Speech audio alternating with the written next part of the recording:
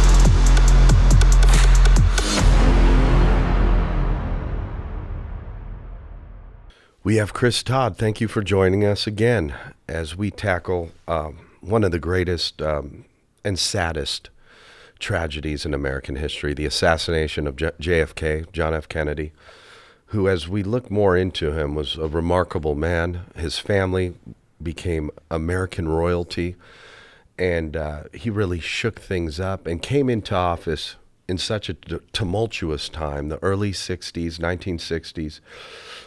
You have a crackdown of organized crime. He appoints his brother as Attorney General to take on La Cosa Nostra. You have the Bay of Pigs to overthrow the Fidel Castro regime. And then you have the clashes of the civil rights movement. So there were so many fires burning. And then to layer on top of that, you've got the Cold War Cuban Missile Crisis. We send a recon mission, a U-2 spy plane, and we take pictures of Russian missiles being assembled 100 miles off the Florida coast. So what a time to step into office. What a tumultuous era. The time definitely was interesting. I mean, even in the 50s, coming out of World War II, and this is before my time, I think, to me and the Gen X generation, this is very nostalgic, and it's almost like, sometimes they call it the greatest generation. And the baby boomers, or my father's generation, I think coming out of World War II was kind of that marker. You had the A-bomb go off. That scared a lot of people. The 50s really was setting up for the civil rights movement. A lot of that stuff started in the 50s.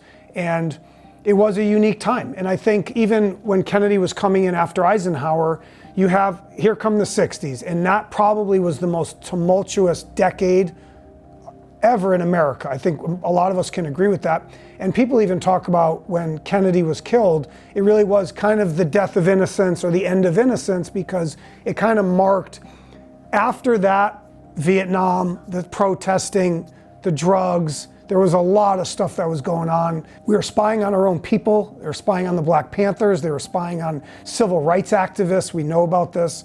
So it's all going to tie together. And I think Kennedy was really a remarkable person, I think, and he was like royalty, especially for me. I grew up in New England. It was the end of American innocence, and it's when I think the average Joe citizen realized that we are living in a perpetual war economy, and anybody that goes against that grain, they want off planet. If they can kill the President of the United States, they can kill me. So what they're saying is, if they're willing to kill him in broad daylight at about 12:30 p.m., there was like 1,000 people there that saw that. People don't realize that. There wasn't 100 people, there were like 1,000 people. So it kind of was a scary wake-up call, almost like our 9/11. If you believe in some of the stuff with 9/11, it scares you. You're like, wow, our government really is willing to take somebody out if they're going to slow down the machine a little bit in a way. And then, you know, you sprinkle in the American mafia and the influence families had in Cuba. Fidel Castro bumps the apple cart, right? Desde luego que para el señor presidente de los Estados Unidos, lo que nosotros hemos hecho por nuestro pueblo es traición a nuestro pueblo. And so there's so many different conspiracies that have been birthed out of the JFK incident. Let's start with the fact that there were 200 Secret Service personnel, staff, highly trained gentlemen that looked after the president and his family. Not on that day. On that day, only 34 were assigned to him. And were completely drunk the night before at one of the clubs. They talk about that too, but go on.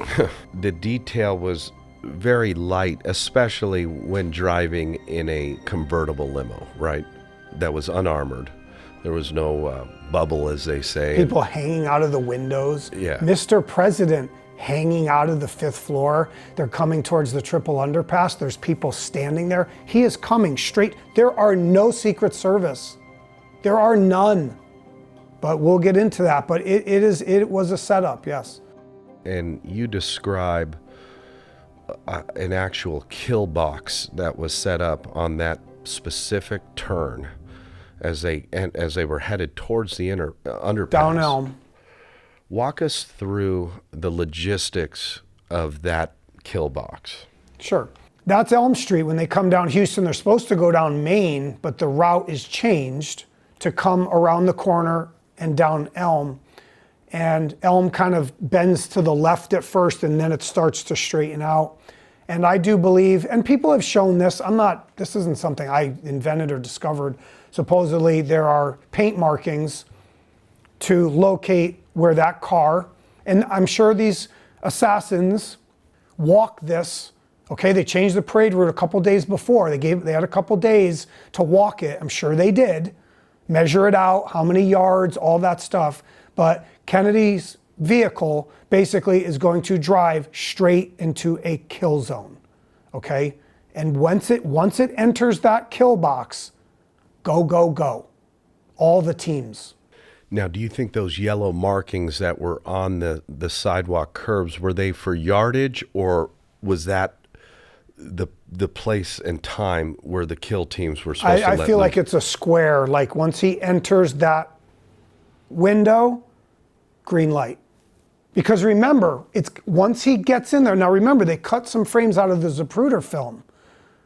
And there's some talk about why did they cut the beginning out? And even Zapruder said it too. I didn't do that. That they pulled out when he's rounding the corner. You don't see him round the corner.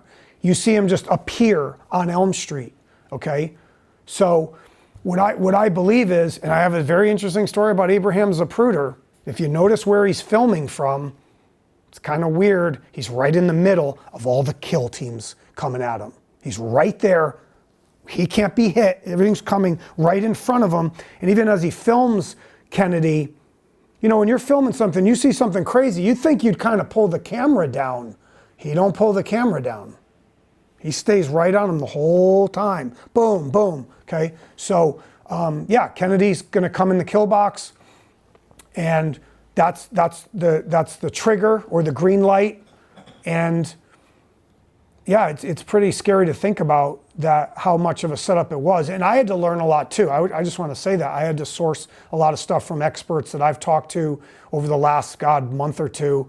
So, yeah. Let's talk about who was in the limo. We had, a Secret Service driver.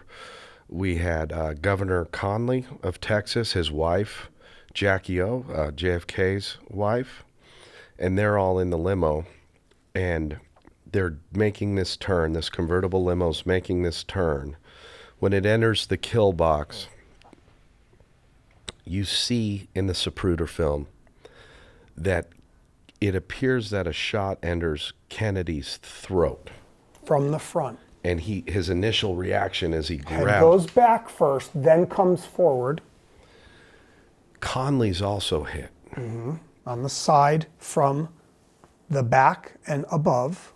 It's very apparent there were multiple bullets flying through the air. Go, go, go. You see what I'm saying? Boom. Connolly's hit. They thought it was the magic bullet, which is a fraud. And for these dinosaurs to go on there and la la la and talk about he got killed, it's foul, okay? And that's why I agreed to do this with you, to be honest. These people need to get the F out of the way. I'm sorry. They've been lying to the American public about this. It's wrong. History Channel did something too, showing a trajectory from Lee Harvey Oswald coming to the back of his head. That is not true. He did not get killed from the back. He is hit from the right front, period. And any of those people that want to come out, any of you guys, come out and talk to me. Anyone with half a brain, freeze frame it on the Zapruder film. His head explodes. That autopsy is a ruse. That is fake. That is not his body. That is not his head. J.D. Tippit, they used to call him JFK because he looked like John F. Kennedy, and maybe that's why he was killed. I don't want to go off on the tangent. Here's my point. They think the bullet comes through the back of the neck. It never does. That's a ruse. Kennedy gets hit in the right shoulder in the back, okay? He's not hit in the back of the neck ever. Connolly's hit, and they always thought, oh yeah, it went through his neck and then it comes through, this is the magic bullet, into Connolly, same time. No. They're being fired at about the same time within milliseconds of each other. Get it? So that shooter out front, bang, top, bang, Daltex building, bang. Grassy Knoll, not yet. Grassy Knoll waits a little bit. You bring up Lee Harvey, and he seems like the useful idiot that was kind of the fall guy. He's a snake. Yeah. Do you believe Lee Harvey squeezed off a round? No, I don't think he did. Lee Harvey was positioned at the Texas School Depository. In the lunchroom. In the lunchroom. Now, one of the producers here visited the site, and it is close to the kill box, right? Where that building sits.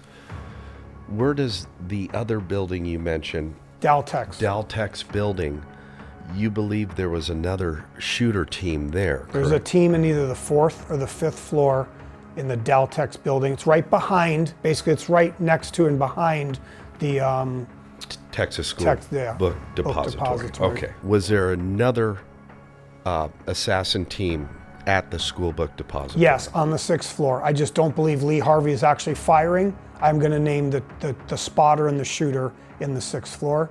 I'm going to put a team on the Grassy Knoll, spotter and a shooter, and I'm going to put a spotter and a shooter inside the triple underpass. They're positioned strategically. They have one moment in time. Once they hit those yellow markers, the limo hits those markers, it's go, go, They go. got about 3 seconds. Okay, so bullets are flying from multiple directions. And that's why Connolly says they're going to kill us all. Because when he gets hit first and he kicks back and his ribs get shattered, and he's looking back and Jackie's looking at him, what's going on? And she looks over to Kennedy. She knows something's up. Boom, boom, boom. Now he ducks down, gets hit again in the back. They're gonna kill us all. One of the other guys said it sounded like bees flying around the car. There's 6 to 8 shots. There's not 3. People need to stop saying that. I don't care what they heard. And even Dealey Plaza has an echoing effect. They all talk about this. And I talked to some military guys, okay, killers, that told me, you don't know where it's coming from. There's a reverb and an echo. And if a guy's in that underpass, below them, I believe he's in the main street underpass.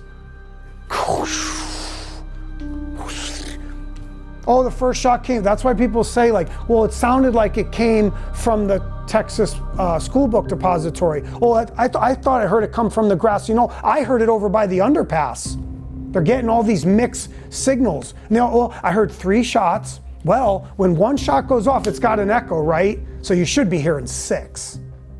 But why you keep saying 3? There's actually 6 to 8. And I know an expert that believes that too. So a lot of the people that were on the Grassy Knoll, they talk about the umbrella man, just a lot of peculiar, almost shills. That's weird. I will get it. A guy keeps writing me, won't get off the umbrella man. Is he a spotter? When he pops it, go, okay?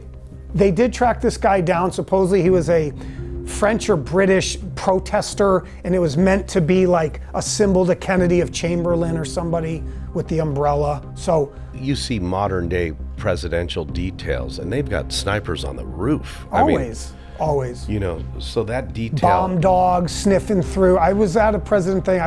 He visited a restaurant I worked at. It was bomb dogs. It's not, there's people undercover, like, you know, so, and even when the people run to the grassy knoll after the shooting, all those people rush up there. Why are they rushing up there? Because that's where they see the puff of smoke and they hear the kill shot. They all run up there, and what do you know? A couple guys go out. Do you want to get shot? Don't come up here. And they show a badge. Secret Service. They're not Secret Service. They're CIA. They're FBI. They're mob. We need to show the incestuousness of the mafia with the CIA. And I will prove it, and a lot of people know about it. But Robert Mayhew's name's got to come up. Santo, Sam. That starts Operation Mongoose. That's part of Operation Mongoose. Tell us about Operation Mongoose. We had Operation Northwoods also, which is to fake terrorist attacks to blame it on Cuba. That's Northwoods. Mongoose, whack the beard. Get rid of Castro. Operation 40, train the people to whack the beard with Cuban exiles. Now here's a weird coincidence. So guess whose name keeps popping up? Santo Trafficante. And who works for Santo Trafficante at the casinos? Cuban mercs, okay?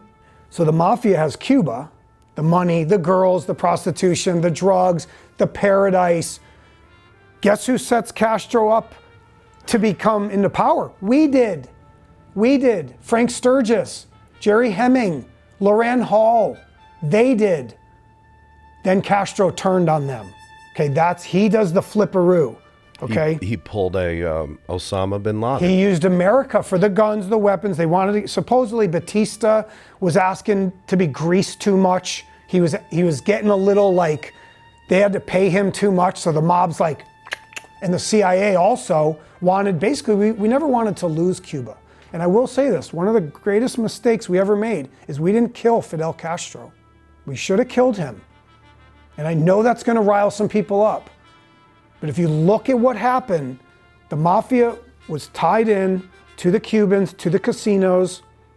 Kennedy's dad needed the mob to win Illinois. They helped him win the state, okay? So, and then Bobby Kennedy's going after the mob, so it's causing, everything's flying all over the place. But I just want to make that clear. Santo Trafficante's name comes up a lot. Robert Mayhew was CIA, FBI, okay, and he arranged the meeting because the CIA wanted Fidel to be killed. And what better guys to do it? You want to kill somebody? This might sound kind of scary to people out there. You want to kill somebody? Have somebody else do it. You don't do it. And it's well known, you know, Greg Scarpo, the Grim Reaper, operated with complete immunity because he did a favor for the FBI in Louisiana. That's weird. When they asked him to go hunt down 2 KK guys, right? Ku Klux Klan. And Meyer Lansky never really got arrested. Well, that's weird. He knew about the Kennedy assassination. So did Bill Bonanno, who talks about his dad, Joe Bonanno, knew who was going to kill Kennedy too, in their books. Man of Honor, Bound by Honor, okay? Oh, I want to say it, but I can't say it. It's what Bill Bonanno says. Assassins need payroll. Assassins need schedules. The mob doesn't have the courage to do this. Hold up. Yeah, they do. They got shooters. They got money. But they definitely need the CIA for the cover-up, the media blackout, the media misdirection, the disinformation. The mafia couldn't do that. They can't change the parade route. So you got them both, man. You gotta put them just almost like they're equal on the scale. That's the nexus. It's Cuba. It's the communists. It's the Red Fear. It's McCarthyism. Even before McCarthyism, they were going after the commies in the 30s in America. So it was meant to happen. It was just boiling and boiling and boiling. And Kennedy just had to go. They had to go to Vietnam. Trillions of dollars to spend there for that. And, you know, we're not going to cover everything, but I just thank you so much for letting me talk. Absolutely. You know, you believe that the CIA, in collaboration with different groups, namely the mafia, the Italian mafia, and their for-hire Cuban shooters. So CIA, mafia, Cuban exiles. Who was at Watergate with Frank Sturgis? Cubans. Okay, why? Again, and I'm gonna say Frank Sturgis's name many times, because what he did, and he's dead, he's gone, okay? He was a snake, E. Howard Hunt was a snake, okay? G. Gordon Liddy, these people they're cheating. They're cheating us as citizens, okay? It's a cool story. Yeah, it's great, but Meany run. You know, it's fun. The espionage, I get it. People love it, cool. It's not, my interview's not gonna end espionage, okay? But we need to bring the truth on what really happened. So we have CIA, we have MOF, we have Cuban exile, Mercs. Okay. Now, the actual fact that you don't believe Oswald squeezed off a round, they did find his rifle, they did find a shell casing, right? 3 shells. Three shells. 3 casings. Are you suggesting those were shot at a range and just collected? I mean, obviously, I'm not going to know it. I'm not going to have all the answers here. They find a Mauser first. They find a German Mauser. That's the first gun that's reported. Then they change it and say it's a Carcano. Okay? I don't know. Are they? There's no autopsy. There's no bullets. Just don't even ask me what bullets in Kennedy's back. Don't ask me what bullets in his throat. Nobody knows. Don't ask me what bullet hit. Kennedy's brain is gone. It disappeared. They still don't know where it is. It's a fraud, and it's okay. But I'm saying I believe that kill team did fire 3 bullets. Let's just say they did. Let's say they're not planted. They find a British .303 Enfield on the roof. What roof of what building? Of the School Book Depository. Okay. I think it's a ruse to set up Buell Wesley Frazier. He is the patsy. Remember, they bring him in, threaten him with the electric chair. You better start talking or you're going. He had a British .303 Enfield at his house. So they felt he had the identical guns. I think that's a plant. It's planted there. So he's going down. Oswald's going down. We got two chances, right? We're getting one of them. And they let Frazier grow, and Frazier concocts this curtain rod story. I saw Lee Harvey bringing curtain rods in the car. Well, people said they saw him enter the building. He didn't carry anything. You've established there's multiple kill teams. Mm-hmm. You've established we have 2 fall guys, right? In case something happens to Oswald, which ended up happening. Or we could say they both did it. We got 1 shooter on the roof, 1 on the 6th floor. We have a kill team on the grassy knoll. Mm-hmm. We have a kill team in the tunnel by the overpass, right? In the main street entrance, either tucked in or it's on the outside of the Elm one. I don't know. There's a guy there. Tay gets hit. A bullet hits the ground and cuts his face. And they go, you got blood on you. He pulls the blood. That bullet is coming most likely from the Daltex building or the School Book Depository. He is standing on Commerce Street. So to me, what kept me up at night was, how did Tague not hear the shot? Is there a silencer on it? I don't know. How did he not hear it? He's not in the tunnel with them. He's over a little. So if they're tucked back and they exit through the back, they don't come out the front. I have to account for this bullet hole in the windshield of the limousine. No one talks about that. Exactly. Yeah. Some do. They say you can put a pencil through it, and that lines up with the throat shot. Does glass alter a bullet's trajectory? I don't know. I'm not a marksman. I don't know, okay? Maybe one hit the glass and missed them, and then the next one comes over the glass. I don't think they're up on the underpass. I think they're below. I've looked at this 1,000 times. The way the car's pointing, it's got to come straight on. Some people thought it came from the grassy knoll. Maybe it could, but you'd think he'd go this way, get hit in the side of the neck. He kind of goes straight back. They do a tracheotomy. They cut his throat. Well, that's the exit wound. No, it's not. It's a tracheotomy. Stop lying. Can you tell us who the actual killers were? Everyone has their own theories. We may never know the truth. We know that. Our last few presidents would not release the JFK documents. We know that. Even though they said they would, why did they back out and never release them? Because they can't. They can't tell us. I believe on the roof of the School Book Depository is a planted .303 British Enfield with no shooter there. I believe there is a kill team in the Daltex building of Jim Braden and Morgan Brown. They are together. I don't know who squeezes off. I don't know who the spotter is. I don't know who's on the radio. I believe it's those 2. In the 6th floor, Loran Hall and William Seymour. William Seymour looked like Lee Harvey Oswald. And I found out a lot of things about these guys. I would be afraid of them. Lee Harvey downstairs. On the grassy knoll, Frank Sturgis and Eladio Del Valle. Inside the triple underpass, I believe the shooter is Herminio Diaz Garcia. I don't know who his spotter is. There's a number of people that I could place with him there. Let's just leave it as a mystery there. I don't know. I think Herminio Diaz Garcia definitely shot there. Could you jumble them and say, hey, what if Herminio was with Frank Sturgis? Sure, on the grassy knoll, kill shot. To me, that's the glory shot. That's the kill shot, okay? This might have been fatal, sure. If that's Herminio, that's possible. Fatal, can't breathe. That's why he's kind of like comatose first. He's like frozen. But 4 teams, those are the names I'm gonna stick with. Will I be proven wrong? Maybe someday, sure. But that's through all my research, through my feel, through my gut, learning things about Lauren Hall, crazy. Jerry Hemming, crazy. William Seymour, these were very serious, deadly people, okay? And they knew Castro, they knew Trafficante. I believe Trafficante was behind this too, along with our government. I'm not gonna name Lansdale or Prouty or some of the LBJ. I'm not gonna say them really. Let's just focus on who did the shooting. A bullet does miss, goes in the grass. There's a bullet that hits a curb. I believe these are coming from either Daltex or School Book Depository. They're coming from behind, okay? Kennedy does get hit in the shoulder behind. The wound is not that deep. That's probably a different bullet than what blows his head off. The kill shot, it's either an exploding bullet or it's a hollow tip. It's some type of, his head explodes, okay? That's why when you see the autopsy and you see Kennedy laying there like this, that's not him. That's not his head. I don't care what anybody, that's not him.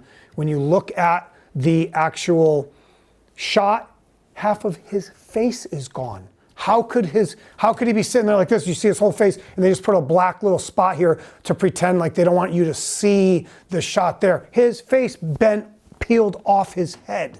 Do you think that's Tippit? It could be. I mean, he does look like him, but when you see the Kennedy thing, this is part of the mystery. I don't know. I just know that is not the wound. That wound is not reflected there when he gets hit and his head explodes. That's from the front. The kill shot is grassy knoll. Absolutely. People need to stop saying it comes from the back. The major mainstream media, History Channel's got to stop. National Geographic, stop. They talk about these channels being CIA fronts. They probably are, like, to dissuade the public. I believe it. I believe the media is tied in with what they show us, the imagery and the reasoning. So throat shot, underpass, boom, struck in the back either right before, same time. Like I said, they're going pop, pop, pop, pop, pop like that. And Connolly gets hit. And then the car's coming down a little bit. All those shots have basically gone off. Maybe there's one stray also again, maybe. And then kill shot, boom. Glory shot. Grassy knoll. Did Frank Sturgis pull the trigger? Maybe. Okay. I say Eladio Del Valle, and I could swap out Herminio Diaz Garcia. Eladio Del Valle gets murdered the same day David Ferry gets... He supposedly takes his own life, supposedly, or coincidence. On the same day, they both get killed. Moving on to J.D. Tippit real quick. I believe J.D. Tippit was killed by Jack Ruby and Larry Crawford. Larry lived with Jack Ruby. A witness sees 2 people at J.D. Tippit's murder. Not one. They won't pull her in front of the Warren Commission. The shell casings they find, 38 automatic. Oswald had a special. They say, oh, well, maybe he dumped all his shells. Why would he dump his shells at the murder scene? Out of a wheel gun. He had a revolver. He goes to the theater. I don't think he has time. And guess who lived very close to where J.D. Tippit was killed? Jack Ruby. So J.D. Tippit, I believe, was killed by Jack Ruby and Larry Crawford. Jack Ruby, I think, was outed in jail. He almost talked. He did. Okay? Jack Ruby is very important. Jack Ruby is way bigger on this than anybody probably thinks. He was involved in the murder of John F. Kennedy, okay? He was. And he was Chicago mob. He was a bag man. He was a pimp. Whatever you want to say, he was involved. He stalked on Friday and Saturday trying to get to Oswald. Why is he walking around in the police? Because he knows all the cops.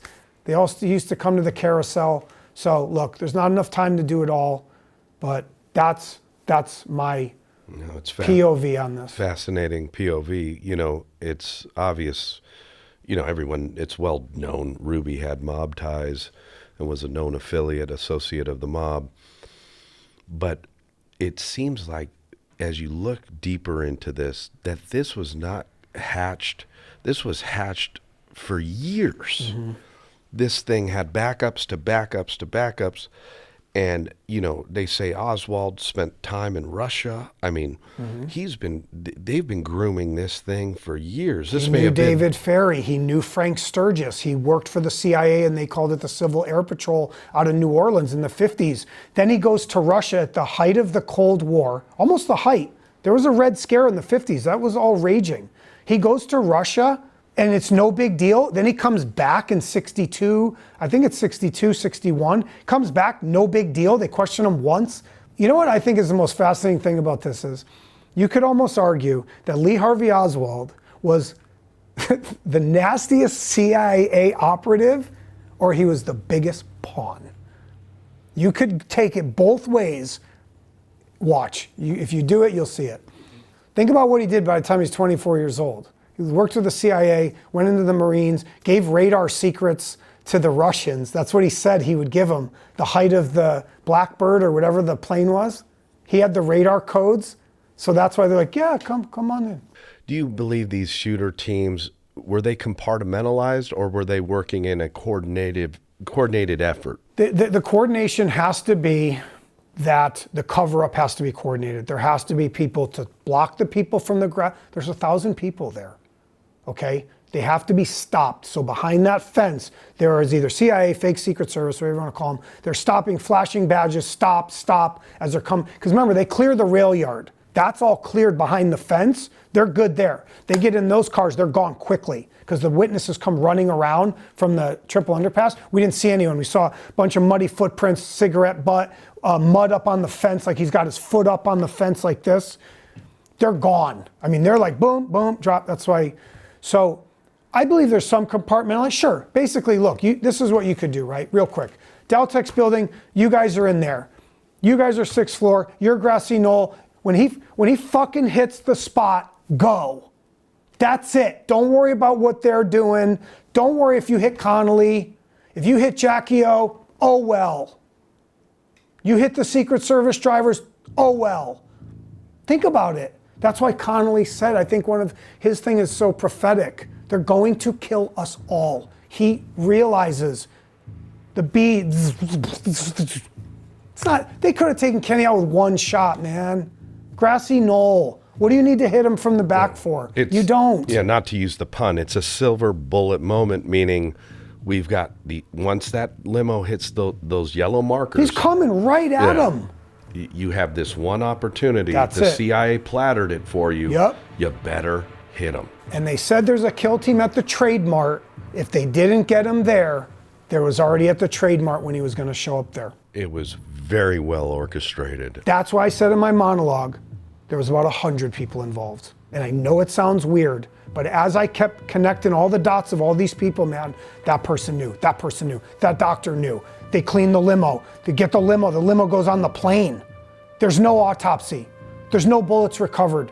You see what I'm saying? There's no brain. It's gone. So I'm not saying they're all necessarily involved with the shooting itself, but the cover up, the misinformation, the disinformation, I'm sorry, I keep mixing those words. But it's sad. Look, we wish we could turn back the hands of time in a way. That was one of the most pivotal moments in our country, maybe in the world, in a way. Because look what happened in Vietnam. 2 million Vietnamese were killed when Kennedy kind of went down. If you're kind of dramatic like that, you know what I mean? So. No, and that goes back to what we discussed earlier, is that the Eisenhower agenda, the military-industrial complex agenda. When he warns us on his way out. I come to you with a message of leave-taking and farewell. We have been compelled to create a permanent armaments industry of vast proportions. In the councils of government, we must guard against the acquisition of unwarranted influence, whether sought or unsought, by the military-industrial complex. The potential for the disastrous rise of misplaced power exists and will persist. We must never let the weight of this combination endanger our liberties or democratic process. You know, he started to see the cracks in the porcelain on his way out, but that agenda was supposed to carry forward to the next president, whoever it may be. Right. And perhaps they sat with Lyndon B. and said, hey, are you going to play ball? And he nodded and said, yes, sir, I'm going to play ball. Okay. You need a perpetual war economy, post-World War II. That's what made us the superpower we are today. And we have to consume. But the only thing that keeps the American dollar afloat is our ability to control the seas and the air. Right. We lose that. There's no petrodollar. How big is our military budget right now? It dwarfs every country like by 10 times. Right. And we weren't really in a war, but look, this is a fitting interview to do based on what's happening in the world today. Right now, we see it between Russia, the Middle East, everything that's going on. So maybe nothing's really changed since then. Chris, it's been a pleasure. Thank you. Thank you very much.